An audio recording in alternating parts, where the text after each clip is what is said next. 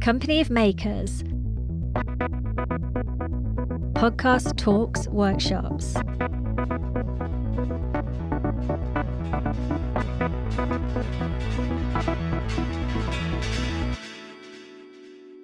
This series is dedicated to those who served in Op Telic and their families, marking the 20th anniversary of the commencement of operations. Each episode, we'll talk to members of the armed forces community who served in Op Telic, or whose lives have been directly impacted. These are true life accounts, and these personal stories may be emotionally challenging to hear. If you feel you may be sensitive to this, you may prefer not to listen. Welcome to Land, Sea and Air. I'm Steve Bomford, co-founder of Company of Makers. And I'm Tip Cullen, an actor and former Royal Marines Commando. And on this episode, we have a young Marine, or he was at the time, Piers Stacey. I think you'll find he's a former Royal Marine rather than Marine. And for our listeners, he's not my guest. Steve, you actually invited Piers along. And so it's not me being overly precious about my connections with the Royal Marines. 2 digs in one go. Fantastic. I'm going to have to get you back for that. In fact, Piers came to us through Liz McConaughey, so we'd like to thank her. And again, thanks very much. I look forward to hearing from Piers. Yeah, let's hear what he's got to say. Piers, thank you so much for agreeing to come on our Op Telic podcast. Not at all. Yeah, thanks for having me, Steve. So I was just saying in the preamble before I hit the record button, I was really struck by how young you are and certainly young you look. And I'm not trying to flatter you, by the way, so don't. And you seem to have done quite a lot in a relatively short period of time. So tell me a bit about that. You joined up quite young, didn't you? I did. Yeah, thanks. I'll take that compliment. It's I think, I was perhaps fortunate with timing. But I did also join at a young age. I mean, Telic, God, it seems the fact that we're coming up for 20 years, it just seems remarkable. Like, where has the time gone? But yes, I mean, I joined the Corps at 17, so that's probably why I still look quite fresh faced. After a 19-year career, still not even in my 40s yet. It's so yeah, I was fortunate to do quite a lot. To put it into context, I joined the Corps in 816 troop. It was 6 days after the Twin Towers were hit. So I'd done all my PRMC, my selection course and everything before then. It was just coincidental that it happened at that time. But you can imagine that as a young Royal Marine recruit sitting in the galley, like having breakfast, lunch and dinner, and just having that repeat image of planes flying into the towers and of course all the rumours about what was going to happen next. So I joined at a time where we had 15 years of Iraq and Afghanistan, off the back of what happened there in New York. So it was I've got colleagues of mine who joined up 10, 12 years ago that still waiting to get an operational medal. So I think it was just luck, unlucky. I don't know. Good. Some people might, which way? Yeah. I'm not quite sure. So so I went through commando training. Had a bit of a setback from injury, but then passed out and joined 4-2 Commando. Those guys were just finishing off the back of their 4-2 Commando's final tour of Ireland at the time, Northern Ireland at the time. So I was so they came back, and that was, I don't know, at the end of, would that been end of Christmas 2002, back end of the year 2002. Came back off Christmas leave, and literally we all went straight into just pre-deployment training for the build-up. So it was pretty intense, pretty rapid, and like as a sort of a fresh-faced 18-year-old who just straight into the thick of it. Being back out at Senny Bridge doing break contact drills and section attacks, troop attacks, company attacks, and they sort of built it all up deliberately. So that's the idea of when you do like unit level training, they sort of build up. You start small and work your way up. It was massive, and then literally within space for a couple of months found ourselves out in Kuwait. So So I guess that was kind of exciting, dare I say it? It was terrifying. So but it was, I suppose, terrifying in not like sort of shaking with fear sort of way, but just terrifying in the fact that an event which happened halfway across the world, like in another country, had such a huge impact on, Piers, 18-year-old from, living in the Midlands at the time.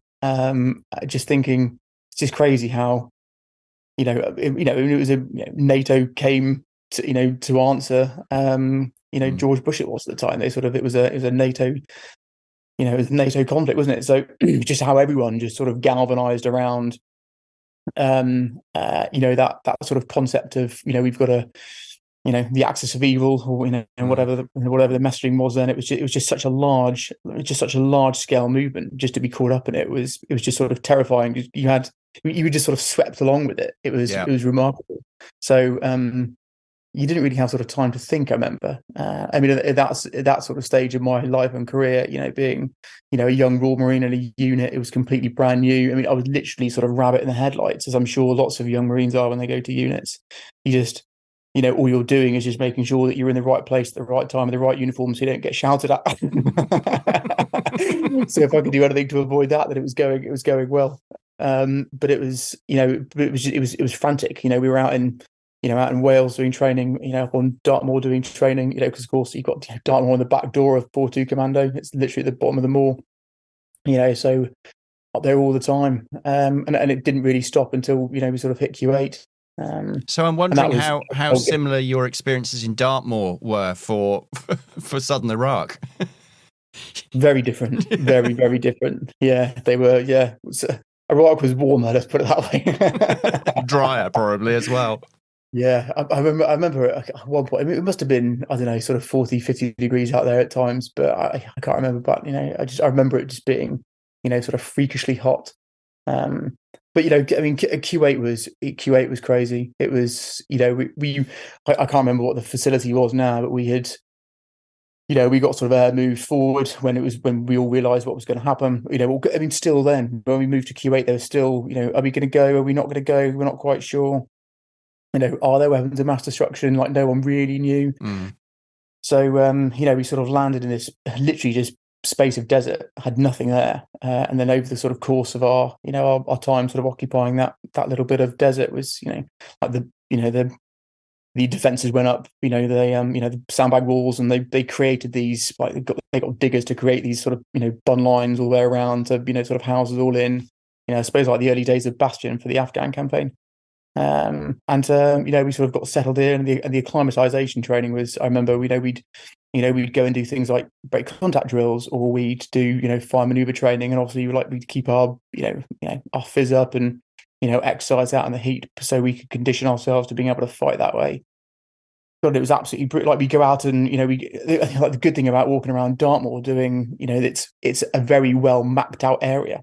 Lots of people go there recreationally, so it's easy to find your way around. And even when you get lost, there's wood blocks, or there's roads, or there's water features, or whatever it might be. Like you can navigate your way around.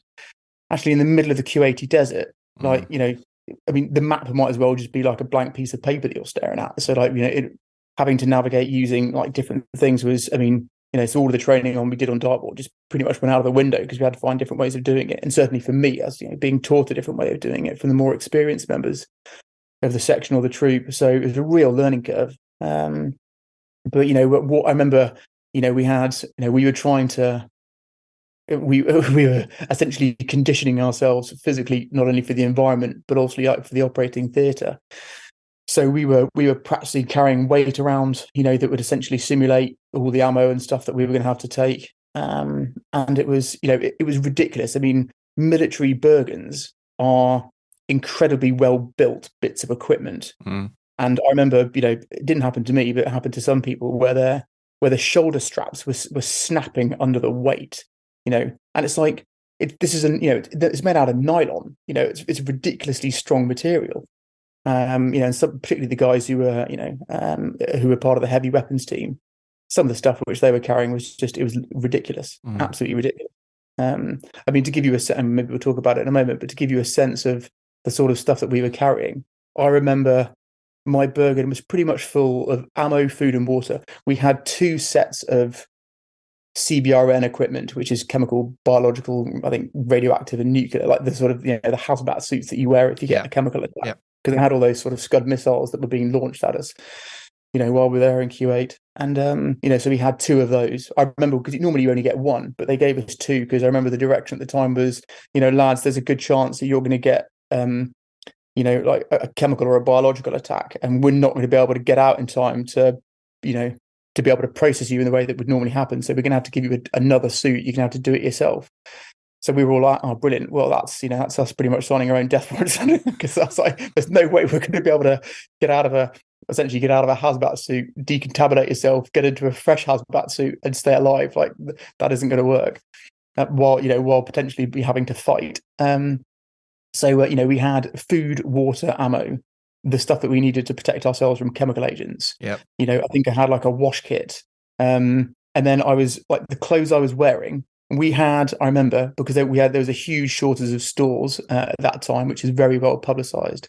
We had a spare shirt each and a spare pair of trousers between 2. Okay. So that's the only clothes that we had. With that, everything else was, it was just body armor, helmet.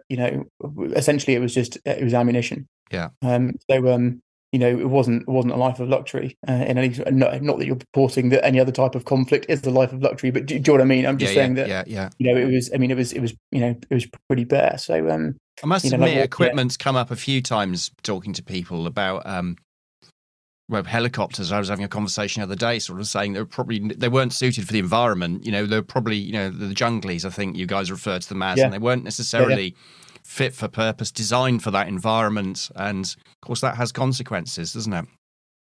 Yeah, huge consequences. And I think it was probably a really good lesson for, well, I don't know, certainly for the Corps, but many good lessons for the UK military and probably the US military as well, that actually, like, the operating environment and its impacts on your infrastructure, like things like helicopters, I suppose, and ships operating out of the Northern Arabian Gulf and that sort of stuff as well. It was a huge impact on them, and probably the likes that we hadn't seen for a while. There were a lot of work before that was going into Northern Ireland and Bosnia and different operating environments. But yeah, we hadn't done the hot and dusty bit for a while, I think, as a country. So probably definitely some lessons learned. But I think ultimately it probably worked in our favour, because Afghanistan, although it started before Telic happened, it was Jacana, then it was Op Jacana was the op first, and then Herrick, it turned into Herrick. But some of those lessons that were learned in Iraq, definitely paved the way for being able to get up to speed a bit quicker in Afghanistan. I think that also you had the altitude issue in Afghanistan, which you didn't have as much in Iraq and Kuwait. But in terms of the dust and the heat, definitely. Others have said the same thing, that you kind of almost acted as a preparation for what was obviously a very different operation as well. But it sounded almost like a preparation for us. I think you're probably right in what you were saying. So you're in Kuwait, you're preparing, you're on the start line. What happens next? Oh my God. That's one of those memories that is never going to leave. It's I remember that, and that was truly terrifying. In those sort of final days before going over, and I still refer to it as going over. I don't know if other people you've spoken to refer to it as that, but in my mind, it's I've almost got that sort of episode of Blackadder Goes Forth. Where they sort of go the final one. Clearly very different operating environment, but it felt pretty similar in that respect. They were sort of charging over the top with, bayonets and guns and stuff, and rifles, but, we were going in helicopters. But yeah, it was pretty terrifying. I remember that sort of week before it all started to get quite serious, and we realised, what it was that we were going to do.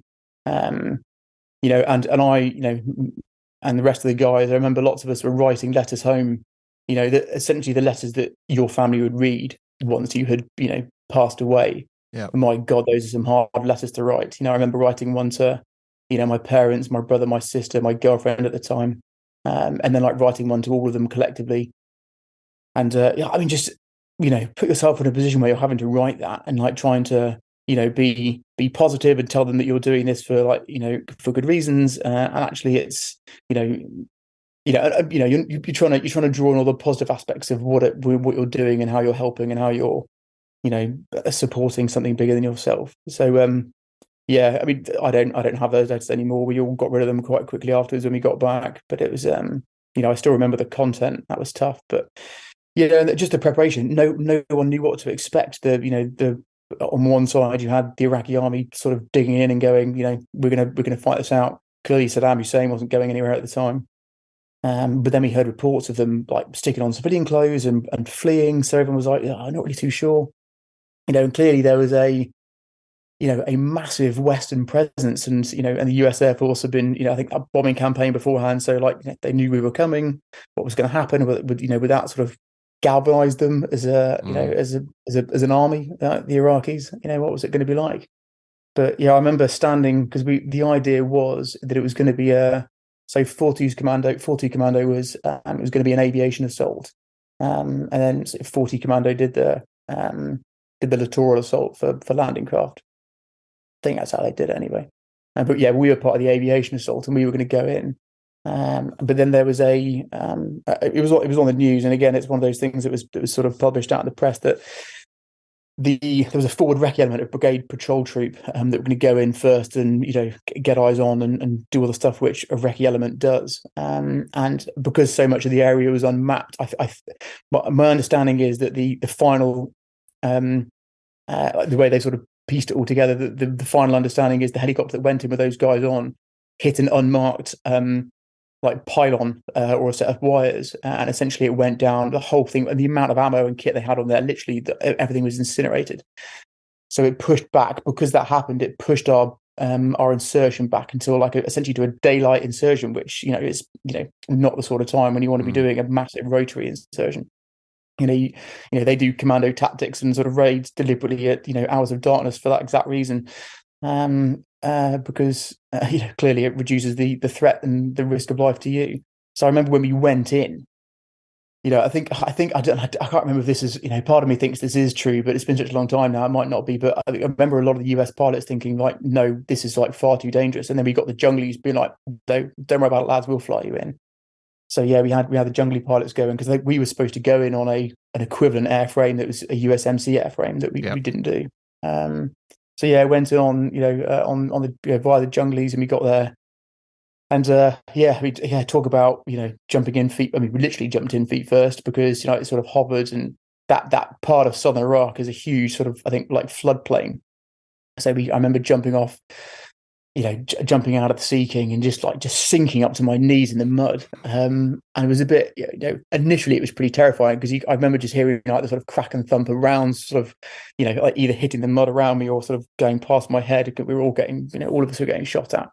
And, but in that sort of weird way that people often do in those sort of situations, we found it quite, like me and the lads were sort of stuck and like doing our best to try and get forward to this area that provided us a bit of cover from fire.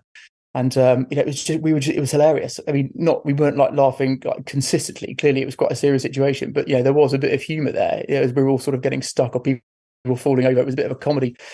And I think over to the right there was a Land Rover that was going to get dropped off, and clearly we hadn't done our terrain analysis correct because it just sort of, this Land Rover got dropped off the winch and just hit the mud, and there's no way they were going to get it out, so they had to deny it in the end. So they covered it in C4 and absolutely demolished it. So those sorts of things provided a bit of humour, but we got up to this bun line, and I remember like the guys suppressed the anti-tank. There's a great picture online somewhere of the anti-tankers, launching the first, like whatever it was, javelin, I suppose. And it was actually only a section of blokes like in a hut somewhere. But it honestly, when you're on the receiving end of it, it felt like a lot more than a few guys. And that's that was the start of it really. But then that was sort of day one, just being like, oh my god, this is real. There's no getting away from this. But sort of taking a step back, I remember as we were sort of standing there waiting to get on the helicopters, we were our sort of section stick waiting to get out the back of the jungly. Just sort of shaking hands with the other guys in the section and just wishing each other luck. Yeah. See you on the other side. I'll see you out there.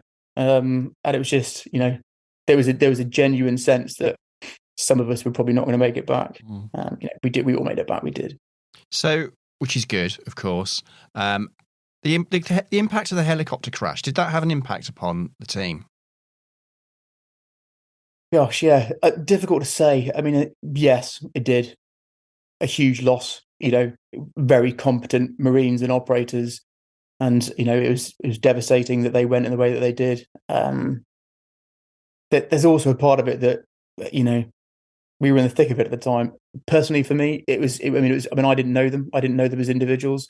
It didn't make it any less sad, obviously. But I didn't. They weren't personal relationships of mine. I know other guys in the section in the troop knew some of them, so they were pretty cut up about it. But you know, there was a risk to our own lives as well. We had to, you had to stay pretty sort of razor sharp and focused about what you were doing, because it wasn't only our own lives on the line. If you were, if you let it slip, then the rest of the section or the troop or the company could catch it up as well. So I think clearly there was a lot that was felt.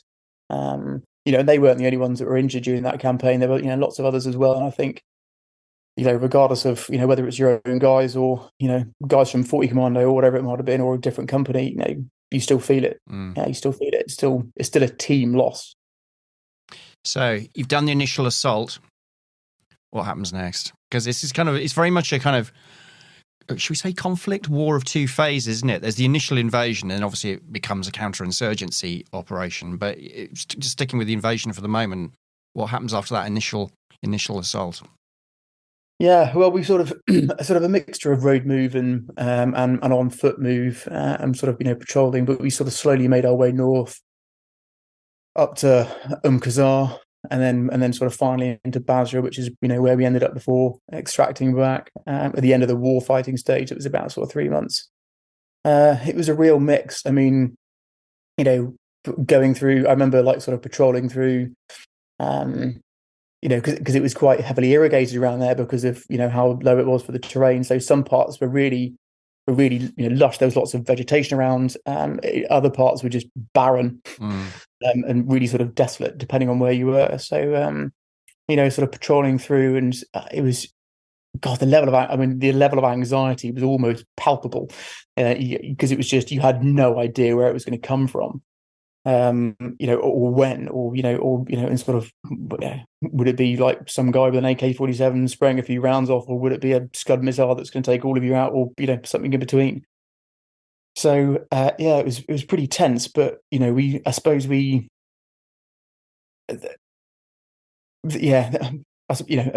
of patrolling stuff. I mean, it's interesting actually, that there are large chunks of that 3.5 months which my mind has just decided to completely erase, and it's I hope I never remember them, quite frankly. But there was. It's one of those things I sort of think about every now and then from day to day. I'm just like, I wonder if I will remember that. I wonder if it will come back. Who knows? But there are parts I do remember. So we settled into Qasar, and we sort of patrolled that area at the time. And that was, there was I think a bit of resistance there, but it wasn't a lot. I think we'd expected much more than what there was. So there, and out of that, what we were doing, again, using the Junky force, we were using that essentially as a fob, like the proper Afghan way that we used fobs, to go out, and we were searching oil and gas installations for the presence of weapons of mass destruction, and looking at the big, the big sites. Yeah. Obviously didn't find any, but I mean, I remember I was actually in page 3 of the Daily Express. They took a photo of, there was a photographer in the back of the Sea King that we were at. It was just my section, and shortly after that photograph was taken, there was an RPG that was incoming to the aircraft, and obviously the pilot was just banking all over the place trying to get away from this thing that was about to shoot us down, nearly being sort of flung out the side door. But thankfully, our kit weighed so much that we were all able to hold on. So some of us could have died just as easily being thrown out the side of a helicopter than actually being shot. But that was pretty punchy at times. And then it's just, so we did a lot of that, and sort of patrolling through villages on our way up, and trying to do a bit of war fighting, but also local security stuff and maintaining their presence, which is all quite difficult. It was, I've got one memory I do have. There was a real problem. Other people might have commented on this as well, but there was a real problem with stray dogs. And no one has mentioned stray dogs. Are they not? So there was a real problem with stray dogs. So I believe that it's that part of the culture over in that part of the world where they aren't seen as pets in the way they are over here. So they're almost like street animals. So therefore the dogs are really aggressive, and a lot of them carry rabies. So there's a real chance that, clearly there was a medical threat if you got bitten by one, but also a tactical threat. If you're dug in somewhere, if you're in an observation post, then a pack of dogs comes up and gives you a position away, then it's like, oh, brilliant, that's just what you need. And we were patrolling through this village one night, and my bivvy partner was the Minimi gunner. It's basically like a GPMG, but a smaller version. Like it's a belt fed bit of equipment, like it's a powerful weapon system. And we were patrolling through dead of night, and we're sort of walking along, and there was a compound wall to our right hand side, and we were in sort of staggered file, and it must have been like an early morning thing. But anyway, this pack of dogs came running out from the corner, and it just so happened that so this guy was terrified of dogs, and he let a spray of ammunition out, like just obviously like to shoot them. And I remember just thinking, like, Jesus, like cowering against the wall at the time, because he sort of sprayed almost like in an arc, like these dogs as they ran out, and they were and barking at us and charging him down. And I was it was quite close that didn't get shot by him, but we were well spaced out enough that it was fine. And I remember sort of as the sort of light came up later, sort of patrol past that a bit, and there was just blood like all over the walls, and just thinking, God, how close was that? Even though it wasn't any of ours, it was the dogs. But yeah, the dogs are a real problem. I remember, from a tactical perspective of trying to keep them away. That randomly is one of the memories that sort of still sticks with me. But then we sort of made our way up to Basra, and then again, there was largely at that point there was a sense that things have actually, the resistance has been nowhere near what we thought it could have been, and I think that was during the sort of times when they realised that this is the war fighting in inverted commas had stopped and moving into more of a sort of a peacekeeping and sort of humanitarian bit. So my I don't know if it was the whole company. I think it was the whole company. We were up in I was Lima company. We were up in Basra Palace, just occupying those areas. We did a few patrols up and down the Shatt al-Arab, which is the waterway that separates Iraq from Iran. We were there, but that was it. And then sort of coming back, but it was, I remember it was strange, sort of decompress from all that. Mm. Were you redeployed back to Iraq? No, that was the one and only time I did it. Multiple tours of other locations, but I've not been back since. I know. Obviously, some people did. But I think from the Marines' perspective, because the war fighting bit was over, and that this isn't to discredit any other part of the forces or any other regiments at all. But I think what the government's decision was, Marines classically are, the sort of the war fighting, element of the armed forces. So when they're not required anymore, we'll put them elsewhere. Or they can be on readiness to do other stuff, and clearly Afghanistan was in the phases of bubbling up as it was. So other regiments took over and did a great job over those times. I mean, there were that wasn't the end of Royal Marines being in Iraq. Clearly there were rolling in and out over time, but at that stage it was a case that we only have a very small number of Royal Marines. We can't keep them here indefinitely. Let's roll them out. Let's bring in some people who are fresh to take over and do some more stuff. So I never went back. I mean, so after that tour, I trained as an intelligence specialist, and that's where I spent the rest of my career. Okay. Do you want to tell me a bit about that? That's handy. I'll save me asking you that question. Yeah. So it was during that time where the Royal Marines used to have a branch called the Illustrators Branch, which did what it said on the tin. Really, they were illustrators, but they used that branch as a way of essentially closing it and reopening it as the combat intelligence specialization. So a mix of they were like core specialists of working in the intelligence community, but being down at commando group level, at unit level, and higher than that. So it was the branch is probably in fact we've got our 20-year reunion, which we're going back to, because I was on the first ever combat intelligence course which they ran.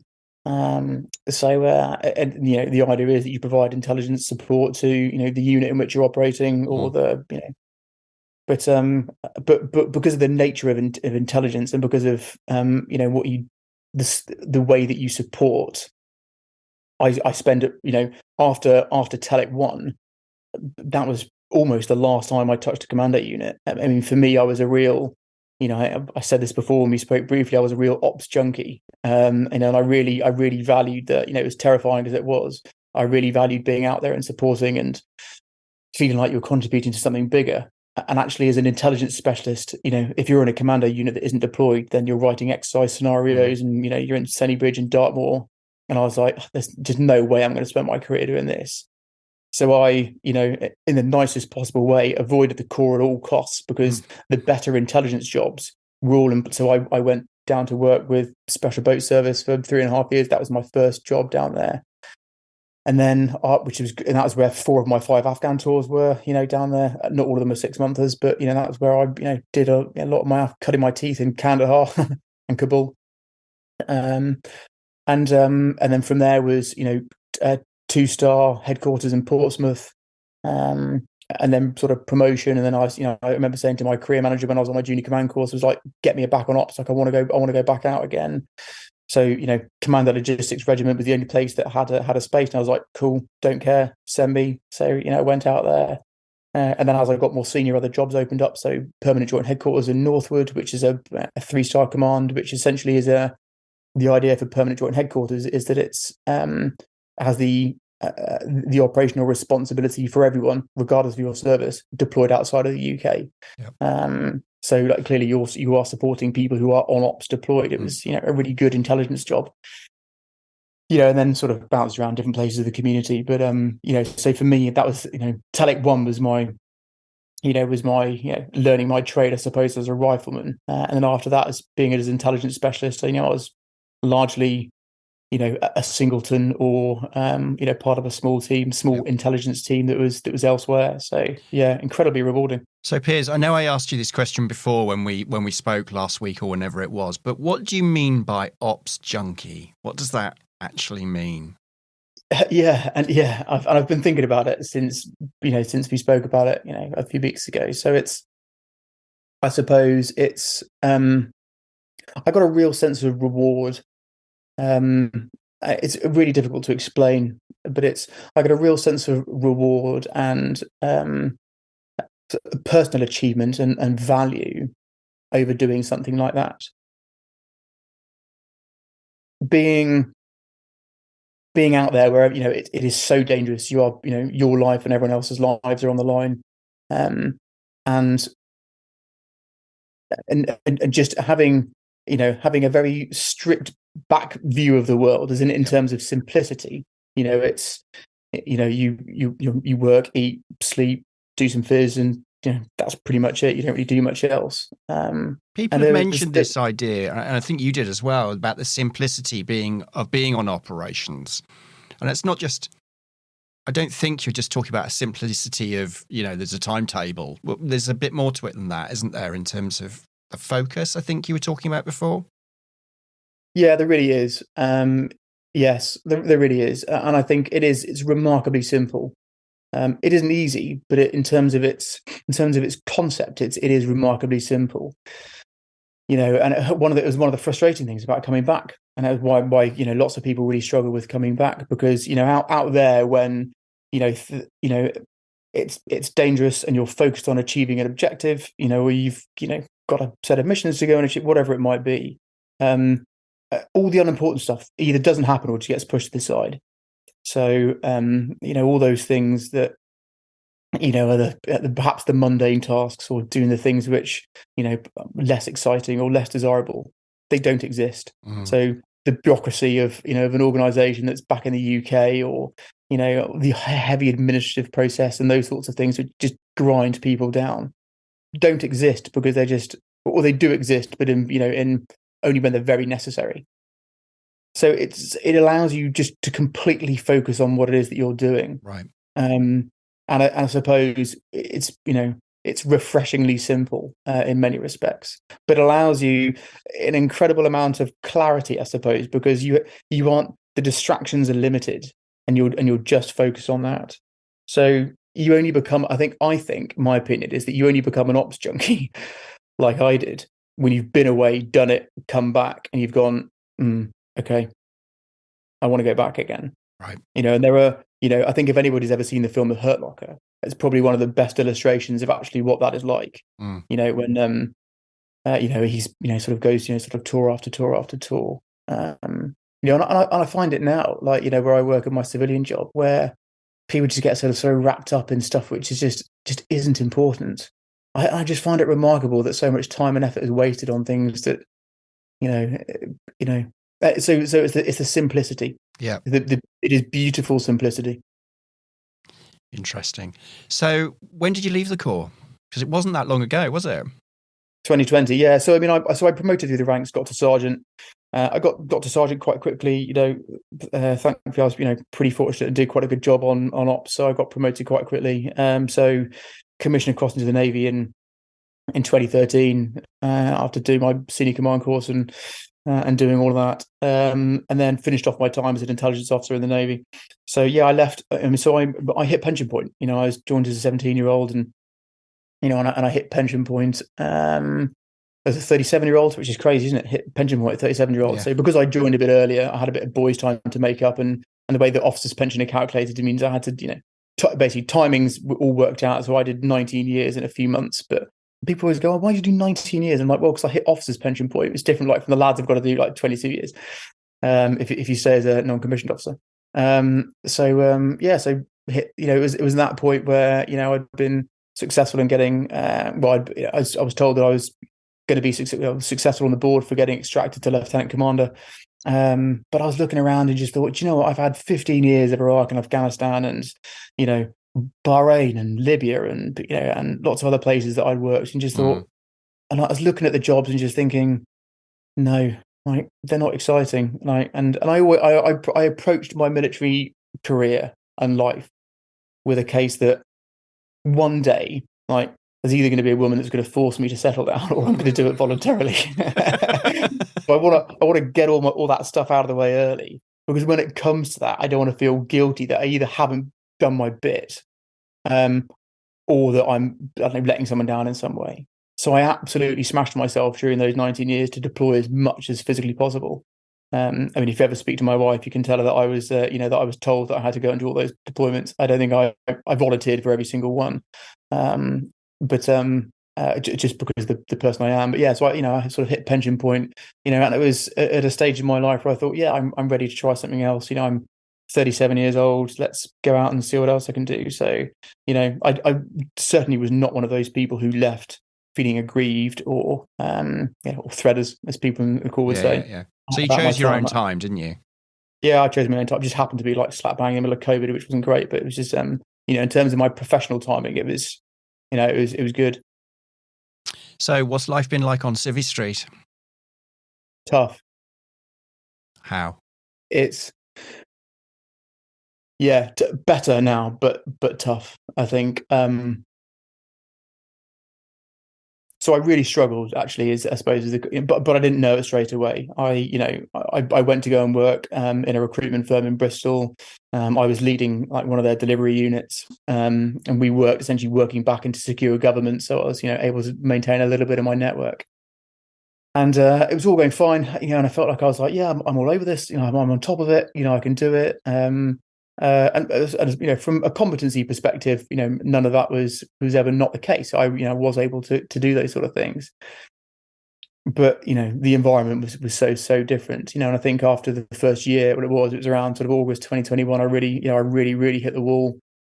I remember we worked in quite a nice part of Bristol. I remember sitting at my desk one day, and things had sort of been deteriorating quite slowly over time, and I was just getting a real sense of hypervigilance, almost like going back to that time in Telic when you're sort of patrolling around them because thinking I'm going to get shot at any moment, or that someone kicks a kettle, you just you're jittled and started, and just was just so hypervigilant all the time, and just I was angry and I couldn't problem solve, and I was actively seeking out confrontation because I was hoping that it was going to be an outlet for the rage and the frustration, and I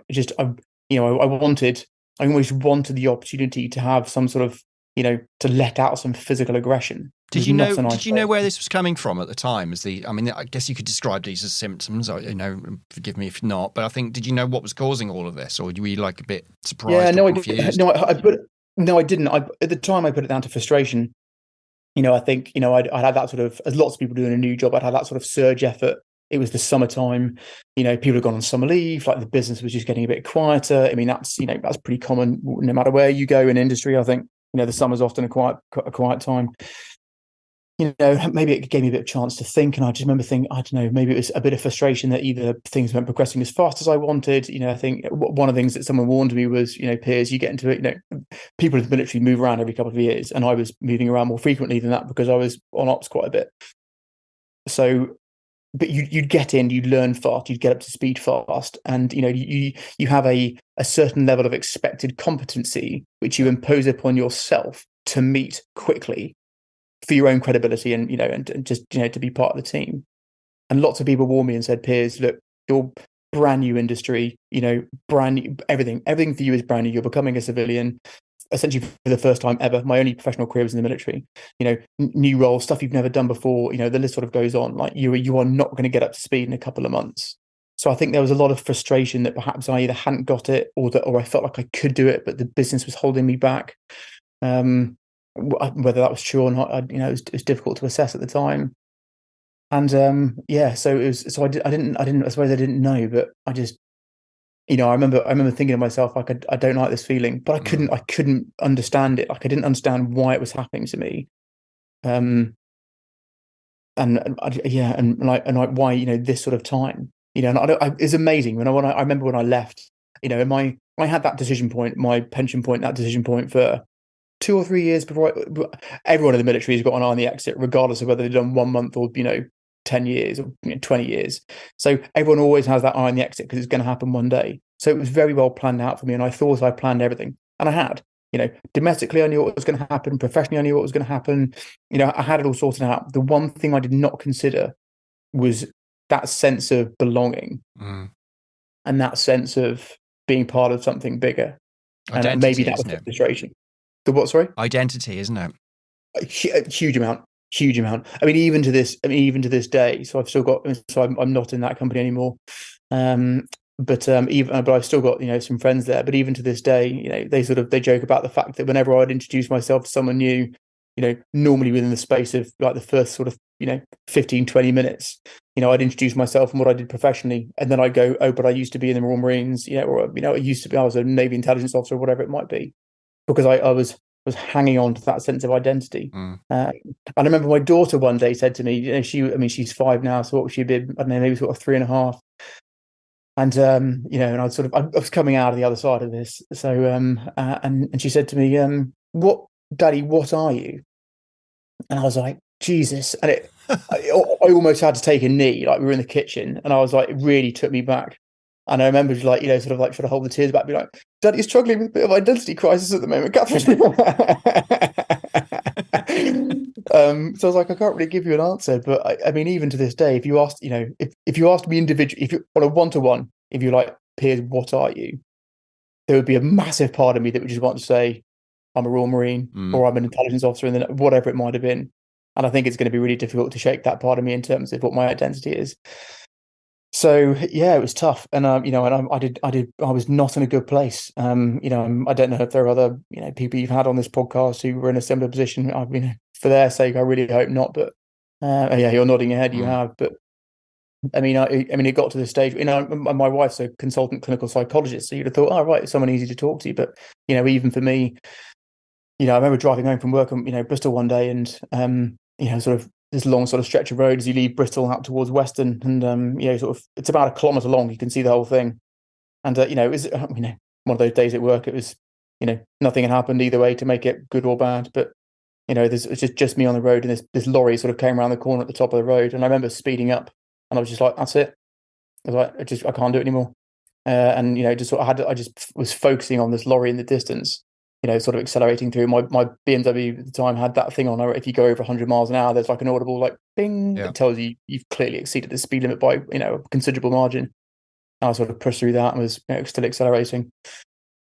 And obviously, didn't do it. Didn't do it. But it would have been a pretty fast head on. And then there was a lay-by a little bit further around the corner, and I sort of pulled in and just absolutely broke down. It was I'd never been in that way before.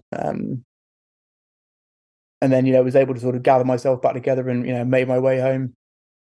spoke to my wife, and she was like, Piers, look, you've got to go and speak to somebody, and like that can't be me. Like you've got to go and find someone else. So so I did, and so spoke to the doctors, and they were really good actually. I mean, for a little North Somerset doctor surgery, I rang up, and clearly the guy was like, oh my god, what's come through the door? And I said, look, I'm aware that there's a facility called Op Courage, which is where you as my GP can refer me for some support.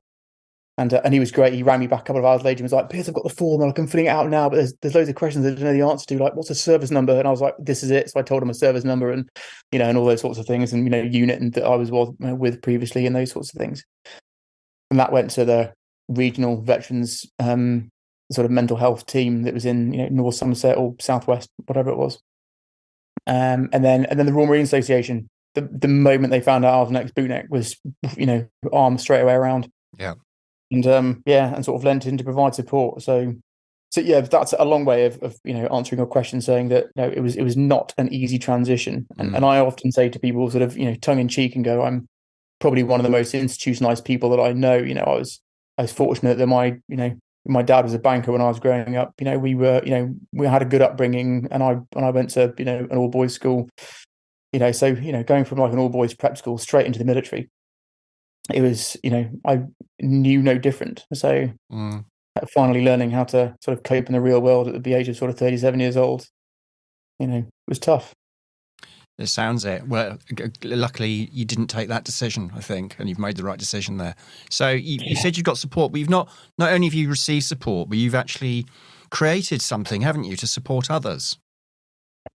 Yeah, I have. Yeah. So, I mean, when I was going through the therapy, I did it. Yeah, a couple of things. So the first, I remember when I was given the opportunity to attend some therapy, the Royal Marines Association sent me a letter saying, Piers, this is who your therapist is, the contact details, and just a bit about explaining about the process.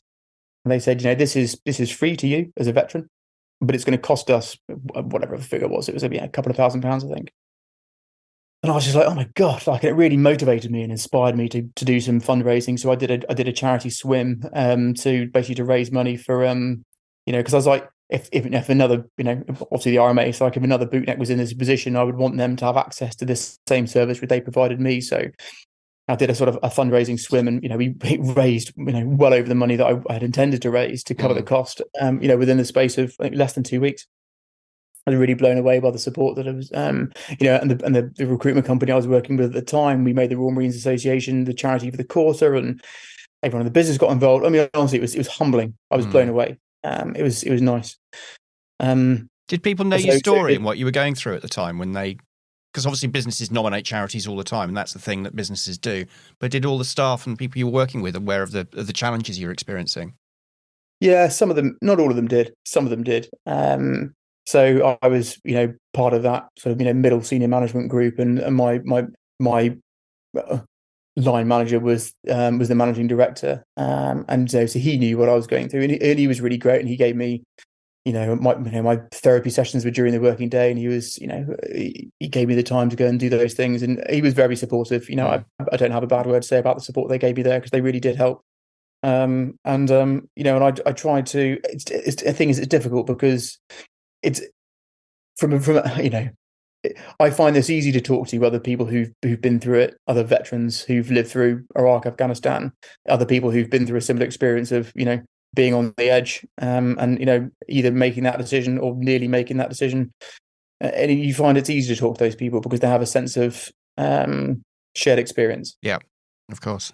With a load of early 20-year-olds who are working in recruitment who did like a geography degree or something, it's just you can tell them all you want, and they'll probably go and go, oh, that's really sad, and then they're like, cool, right, we're gonna go for beers tonight or whatever, and it's just it's a completely different world. Maybe that was, I don't know, maybe that contributed to my downfall, perhaps, as in my my emotional downfall, a complete polar difference.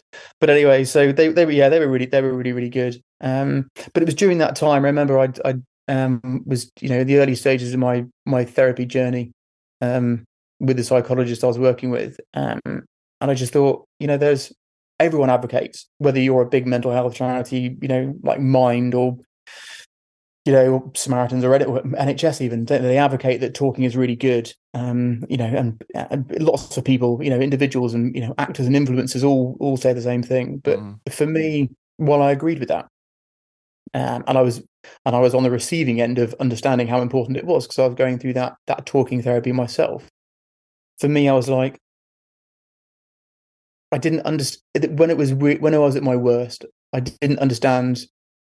I didn't know what to say, and I didn't know who to say it to. And it would be the case where you go into the office in the morning and someone would go, "Oh, hey Piers, how was your weekend?" And you'd be like, "Yeah, it's fine," and they'd ask because they're polite, and you'd say, "I'm fine," because I'm polite. Yeah. And actually, all I really wanted to do was just to grab someone by the arm and go, like, "I need you to ask me how I'm doing because I am not okay."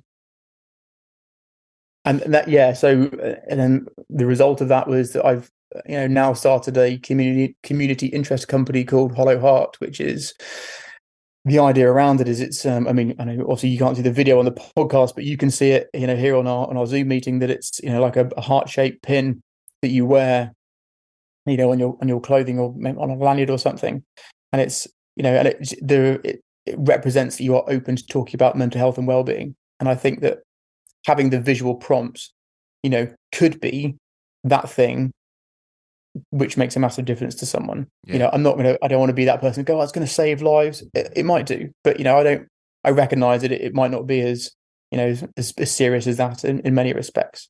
Had someone been wearing it that day, I think for me, and I'd recognized the symbology of the hollow hearts, I might have gone, "Oh, well, you're wearing the hollow heart pin. What's your story? What's a bit of background?" And that might have been the icebreaker for someone to go, "And how are you doing, Piers? Are you all right?" Because as a wearer of it, as a wearer of the pin, I am open to talking to someone about mental health and well-being. I am not a trained professional. I don't, we're not saying you stick this on and all of a sudden you're a trained counselor or psychiatrist or clinical psychologist. That's not the case. But it's that you're willing to give your time to listen, and to hear people if they're struggling a bit. And I think for me, that day that I got into my car after work, I'm not, thankfully obviously I didn't go through with it, but I was pretty close. Maybe my decision would have been different if I've had someone to talk to. I think you're absolutely right. I mean, it's really easy to say, isn't it? You need to talk, and it's like you said, you summed it up so well. Who to speak to and what to say, even if you did have someone to speak to. And I think anything that would encourage people to do that to someone that's receptive or maybe a degree of understanding is so important. That's why I was quite taken by the fact your employer was aware of it.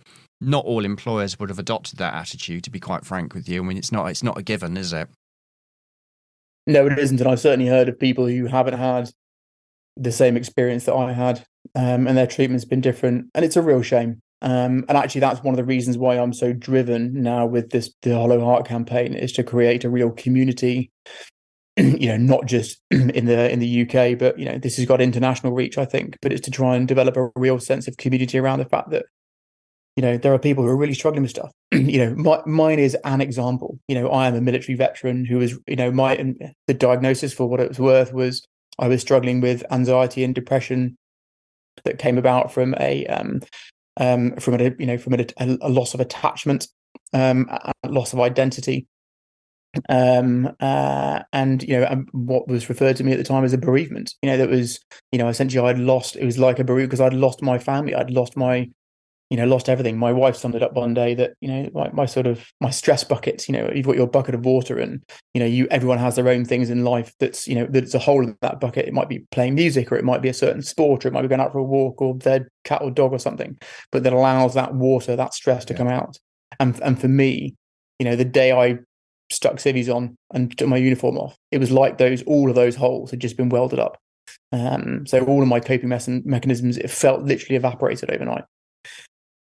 So, it's, that is my story. But, equally, the good thing, I think, one of the again, I use his word for the second time during this talk, but the beautiful simplicity of Hollow Heart is that it's agnostic in its true sense.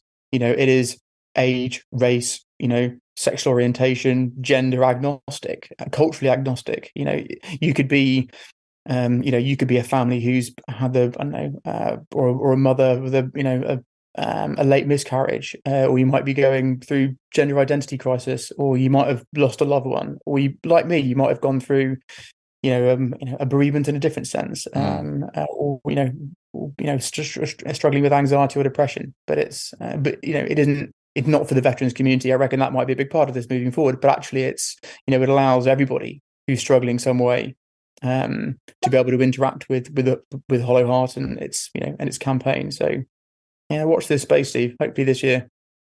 I will watch this space. Exactly. So I know I can see your badge, but our listeners can't see your badge. So what we can do is we can put the link to your website, to the Hollow Heart website, in the description below. So if people want to find out a bit more, then they can just click on the link in the description below in the podcast for this episode. But I would just like to say thank you very much. I think I really the thing that's stuck in my head here is not knowing what to say and who to say it to. And I think that will probably resonate with a lot of people. It's really easy to say, talk. You can't just obviously pick some random stranger off the street or whatever to unload to. And I really like the idea of the Hollow Heart thing. So we can probably talk a bit more about that outside of this recording if you'd like to. Yeah, absolutely. Yeah, absolutely. So I think it's it's really powerful. And actually the feedback I've had from it so far has also been really powerful. It's landed really well with obviously the military community. But lots of people. So, hopefully it'll provide, if, like I said to my father a number of months back, I said, Dad, if this helps one person not be in the place where I was, it's a success. Yeah. If it achieves anything more than that, then that's fantastic. But if it helps one person, then all of this effort and all of the time I've spent doing this is, has been worth it. I couldn't agree more. And on that note, I'd just like to say thank you so much for agreeing to do this, Piers, and we will be speaking again. Oh, not at all, Steve. Thanks ever so much. Now, before Steve and Tip chat about what we've just heard, you may be interested to know that here at Company of Makers, we've got loads of online activities for veterans to get involved in. As well as this podcast, we've got online talks with inspiring guests, and we've got workshops where you can have a go at things like drawing, writing and photography. To register your interest, just head over to companyofmakers.com/workshops. Now, back to Steve and Tip. Tip, that was a fascinating discussion, I think, with Piers. I was really quite struck by what he was talking about in terms of simplicity. What can you elaborate on that a little bit? What does he mean by that? Well, for me, the story that Piers imparted to us is I know it's hindsight and everything else, but it's that little bit of envy in this. I'm envy of that experience. So I remember those times when you're a young Marine, you get into the unknown, but your responsibility is to work as that small team in the gang, whatever you're working with. All you have to worry about is you, your weapon system, your bergen, and all your mates. That's it. That's your responsibility in life, to achieve that mission. So when you roll off a landing craft or the helicopter or you parachute in, even as soon as you arrive on that, whatever the operation is, it's just you have to look about, it's just that team, that people you're working for and the mission you have to achieve. And I think, that simplicity, but also the excitement and sometimes maybe even terrifying thought of closing with the enemy or you're going to fear death is an attraction. And it's an attraction that I'll never forget, but I wouldn't want it on younger people now or even, people in my family to do. But it's something that environment does create a certain level of excitement and apprehension. But responsibility for an individual it's you, your weapon, your team. But also I think that it'd be the weapon, it'd be your team, your weapon, and you last in your code as such. That's interesting. So I think from a sort of civilian perspective, that's not necessarily easy to understand because life just feels completely the opposite of simple, doesn't it? Which, of course, presents problems for people transitioning out of the military. But I think life never feels particularly simple as far as I'm concerned. Oh, no, I think... And on the flip side, as you go through the rank structure, when you do come back from an operational environment, all those levels come in. So you think if you're a a young Marine soldier, airman, a sailor, when you're away, that responsibility in operations is for you and your team. When you come back, you've got layers. If you've got a family, a young family, you've got all those responsibilities, which again, your partner, whoever has been dealing with that and looking after while you've been away, which to be honest, is far harder, I would say, than you and your responsibility, when you're forward in ops. But, and again, but it's not fear of death, but that responsibility of normal life and the social responsibility you have and the management of risks, paying the bills, looking after your children, going to school, come back, there's whole layers.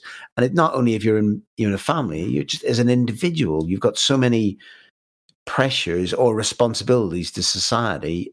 It's just more complicated when you're having to deal with that. Yeah, I can understand that. He also talked about some of the challenges he had experienced as well when he left the Royal Marines as well, didn't he? Yeah, I mean, for that was I love to hear from Piers. He was such a strong, or is such a strong Royal Marine. But remember, there's never ex, there's only former. Such a strong former Royal Marine. When he was transitioning and leaving, he was focused. He knew what he do. He knew the reason why he was leaving the service was because he wanted a new career. He wanted to start a family. He wanted to move on, and that was all structured. And he was focused. And he's an intellectual being as well, so he knew what he was doing. Joining the Corps young, you could see he was a part of that structure. He's oozing with confidence. He's got life experience, which are really second to none in a lot of respects. By the time he comes to his transition. So he thinks, I'm ready for life. None of these people have done what I've done. So he moves forward into it. But no matter how focused you are, you can see after being exposed to, certain levels of trauma or near-death experience, or the trials and tribulations of being away constantly in operational environment, that gives maybe unseen or subconscious flaws that, that are issues that are going to have to be resolved at some stage. And I'd say in reflection to the way Piers went through it, I think a lot of service leavers never really think it's going to happen, especially if you're a career service person. When it comes to that end, you really, right, I've got to do something. I've got to get myself ready for, to go into civvy life. And when they leave, they aren't as focused, they're not as prepared. And then all those challenges, they go leaving a family, which is the armed forces, the challenges of dealing with, working in civilian society, being, completely at home continually, consistently, rather than, having the relationship where you were stop and starting, which adds its own challenges because obviously you have to recommit and re-fall in love with your partner as you come back as well, which is quite a challenge in its own.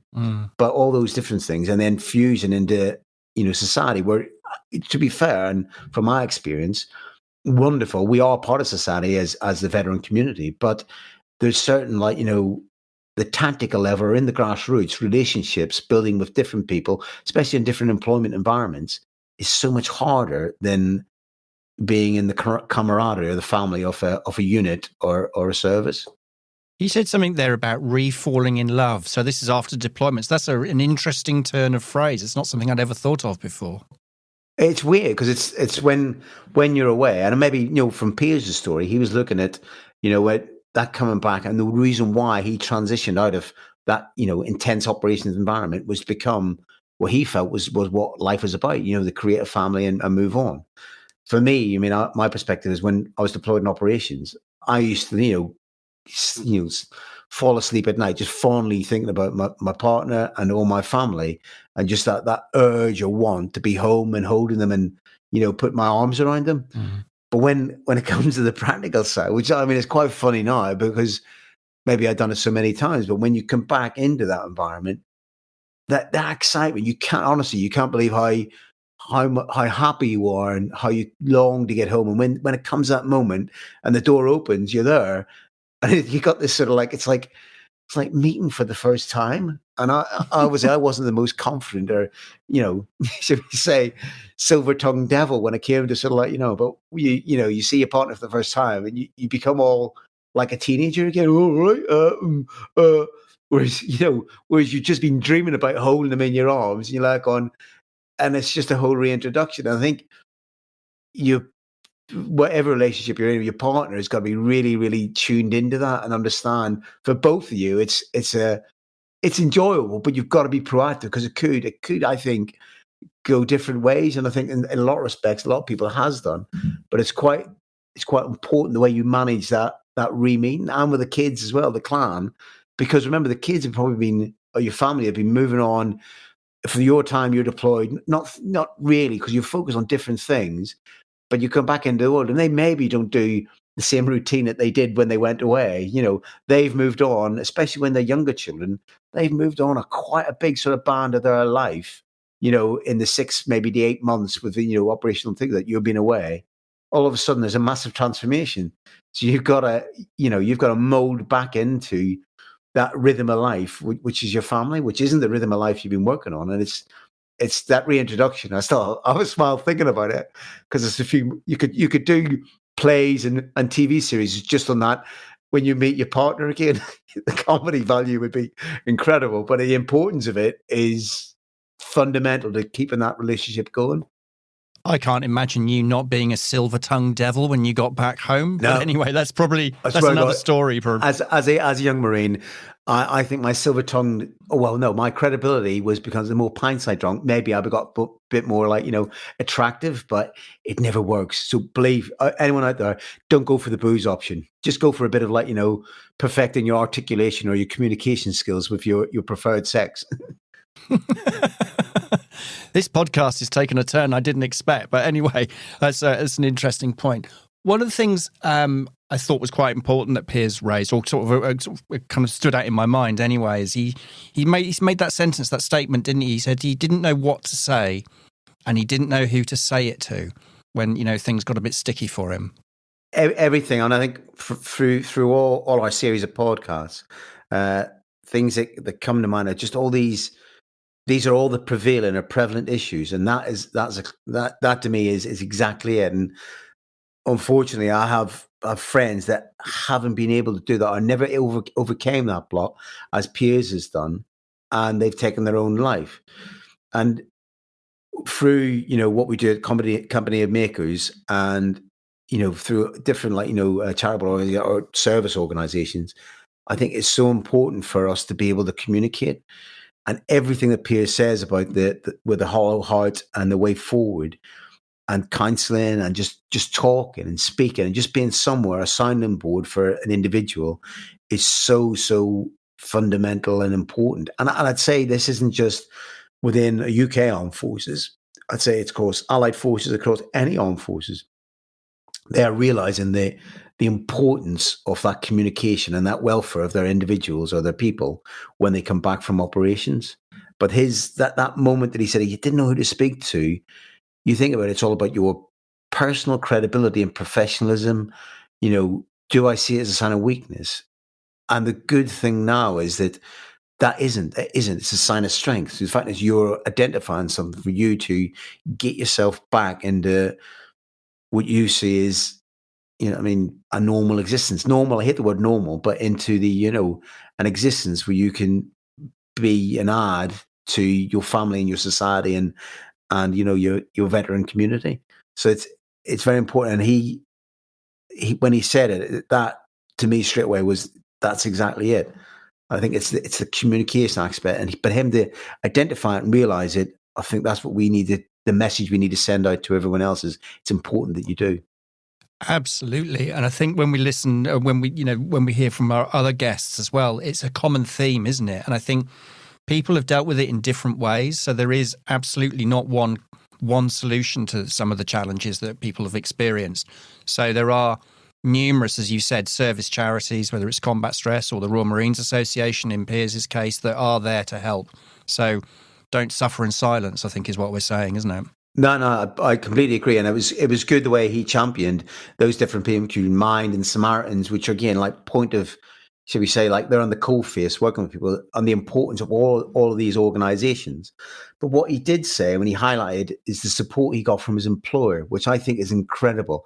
And I'd say it's not exceptional, but it's incredible. But it's something that we've got to push across, you know, every corporation through the Armed Forces Covenant, is just that support, you know, and to be able to identify potential vulnerability, but also the value of having that veteran employed. And obviously his employer has seen that massively.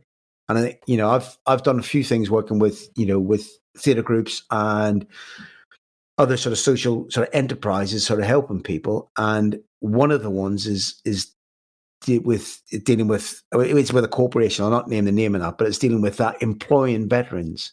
You know what I mean? And the value that they can bring into the workplace. And I think it comes in, it's like a roller coaster, and it comes in highs and lows. Sometimes veterans are the flavour of the month. Sometimes they're not the flavour of the month. But I think it's coming around now that we really do have a lot of value to bring into any sort of field of corporate environment, including the arts. The value of veterans is important. And it's brilliant seeing that Piers' employer valued that and support him through his journey. Yeah. And unfortunately, it's probably not necessarily every employer that's like that. We're not here to name names, but I think, obviously different employers have different qualities, as it were, and different values. And I think, and also mental health is not, your state of your mental health. You can have your physical accident. You can have, things that happen in life that change your mental health that may or may not be service attributable. And I think, stepping forward and having that conversation is really important. And then not only has he done that, but he set up Hollow Heart as well, which I thought was quite a neat idea. Yeah, it's just as he spoke about it, and I briefly had sort of researched Hollow Heart, but as he spoke about it, it just to me seemed such a natural, realistic approach to mental health and vulnerabilities, even just vulnerabilities as a human being. I think if we can match this, and it's not just about the veteran community, this is across the whole of society. If you've got a sort of, like with Hollow Heart, where people, you're going, right, you've got somebody who's open to listen and just to be a sounding board, and it's in a way, the fact that you do wear this, it is a sounding board. It's not, you're not going to compromise anything, but also you're just going to, in a way, it's creating a friendship, but it's like a measure of somebody who's going to be open to vulnerabilities.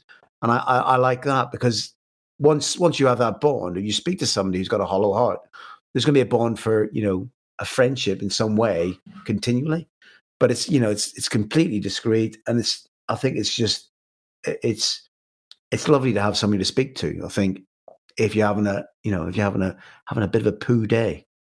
Yeah, I think that's right, absolutely right. So, if you are having a poo day, I think your mates and your oppos would rather you got help and sorted yourself out so that you're the person that they know and probably love, rather than, suffering in silence and maybe sort of sliding downhill and, as you say, having a poo day. Definitely. I think Piers came across really well, didn't he? I mean, he's very articulate. He seemed quite positive, I think. I don't know, is that a Royal Marines thing? I don't know, but he seems to have got over a bit of a hurdle in his life and is kind of making progress now. I think that's good to see. Yeah, I mean, it's great to see. But for me, it was the old, I wish I could be that articulate when I was, when I was youth doing what I was doing. But it was, when he came through, it was just, he's obviously thought and he's got an intellect, but he's conditioned through the life from the Corps. But it's just his positive approach to everything, but understanding there are obstacles and his own vulnerability. And he knew that he had to overcome it. And what he's doing is just moving onwards and upwards. And I have great empathy for his life as an early Marine, but such, support I give to him for what he's going forward with. And, I'm jealous. Well, of just not being very articulate, is that well, what articulate, he's good looking, he's got this, he's doing this, he's smashing that, he's cracking on with it, he's positive. He's the sort of guy that, he's a cool dude, isn't he? I think you're right there. That's very interesting what you've got to say there, but I think it's just very, very encouraging that he's doing what he's doing, and we hope that, our listeners may draw something from that, and if they need it, find some help, talk to an oppo, wherever they may find the help. We will put some links into our description, so there'll be some information there about the RMA and combat stress. If those are the kind of challenges that you're experiencing, do get in touch. Yes, indeed. And thank you so much, Piers. That was a great dip, mate. Before you go, if you're a member of the Armed Forces community and need support with your mental health, Op Courage can help. Use the link in this podcast description for details. Or you can phone the Combat Stress Helpline on 0800 138 1619. If you'd like to contact us, email studio@companyofmakers.com. Finally, we're giving a really big shout out to our funders, the Royal Navy and Royal Marines Charity, and the Armed Forces Covenant Fund Trust. Thank you.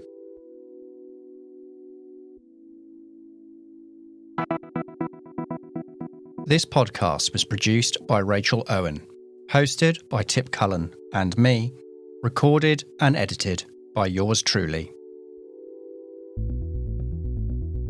Company of Makers. Podcast Talks Workshops.